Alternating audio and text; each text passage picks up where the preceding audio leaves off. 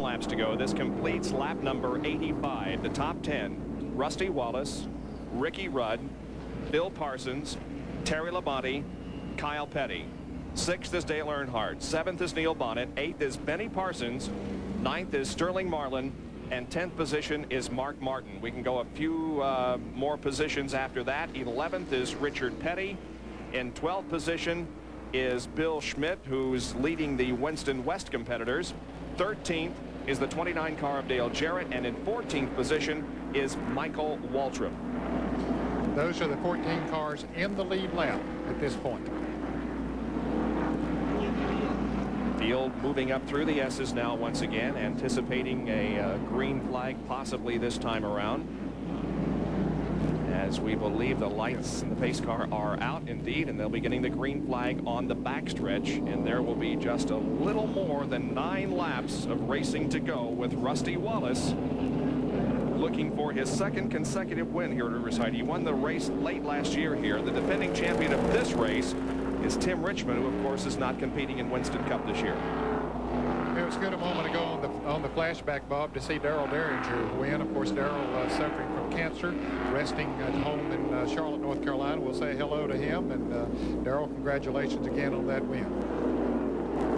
A week from today, we'll be at Portland International Raceway, just up the road here, for IndyCar racing, our first IndyCar telecast of 1988. Green flag is out. We go back to racing, and let's see what happens. Ricky Rudd begins his pursuit of Rusty Wallace. Well, those have been the 2 strongest cars all day long, and we'll see which one has it now. Pontiac or Buick. These guys started on the front row. Rudd was on the pole with Wallace outside. And now Wallace has the lead, getting the left side of the car off the racetrack just slightly and kicking up a little bit of dust. And look how close Ricky Rudd is. Oh, we have a spin. Ken Schrader is looping, coming off of corner number 9. And Neil Bonnet also spins. Spins actually into the pit area, knocking down some of the pylons.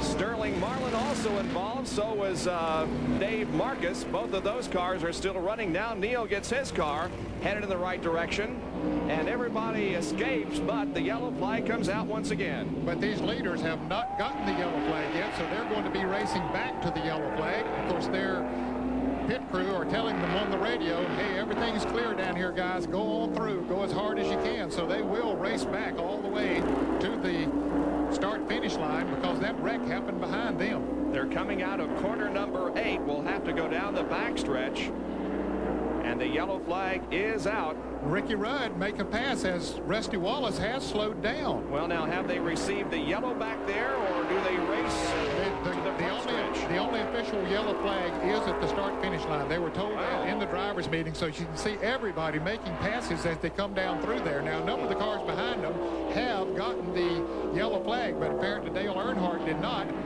But they are racing back to the flag at the start-finish line. So Wallace now is 3rd, as both Earnhardt and Phil Parsons passed. Now they come down for the yellow, and Earnhardt is going to be the leader of the race.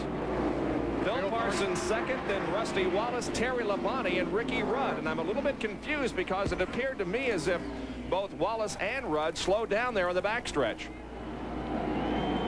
because Dale Earnhardt just shot around.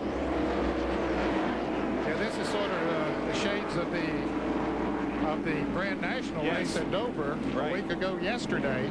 But they were told in the drivers' meeting that even though there are caution flags around the racetrack by various officials, and it is possible that part of the race course could be under caution and everywhere else would be green, but they were told that the official caution flag is only at the start-finish line. And so my opinion is that they needed to race back to the start-finish line. Rusty Wallace, apparently, once he saw the yellow lights, decided not to do that.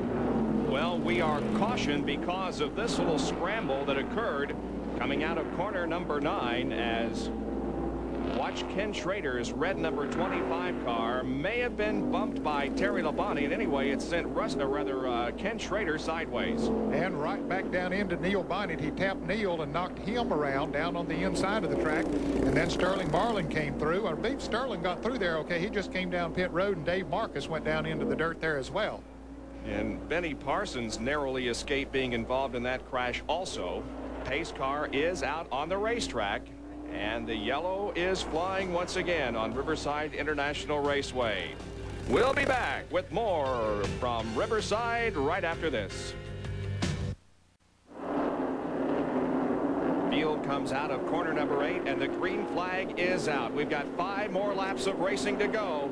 Who's going to win this race? It's Rusty Wallace now. Ricky Rudd running in second. The battle for third is between Terry Labonte and Phil Parsons.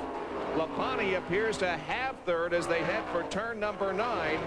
Phil Parsons back to fourth. Dale Earnhardt is in 5th position. And let's go to Dick Berggren, who is in the Richard Childress Dale Earnhardt pit. They can't be happy with what just happened. No, they sure are not happy with what just happened. With Kirk Shelmerdine, who's watching the last turn, turn 9, with his glasses, and they take vigorous exception to the decisions that have just been made. Kirk, what's your view of it?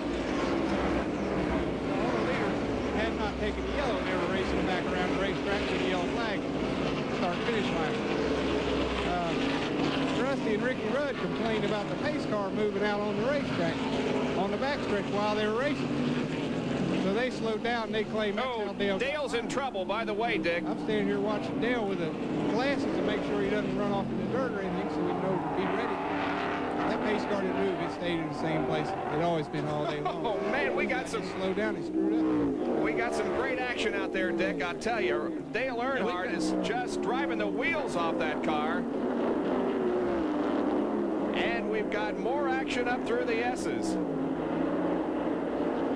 Yellow flag is out in that particular section of the racetrack. I don't know whether it's going to be an overall caution. Apparently not. We don't see Harold Kinder below us with the yellow, but certainly there is a lot of dust up there and up there in the S's. Meanwhile, it is Rusty Wallace leading Terry Labonte, Ricky Rudd, Dale Earnhardt, Phil Parsons, and Benny Parsons. Terry Labonte was able to get around Ricky Rudd and has moved away from him, and he might be moving in on Rusty Wallace a little bit, Bob. He is really moving that Budweiser Chevrolet.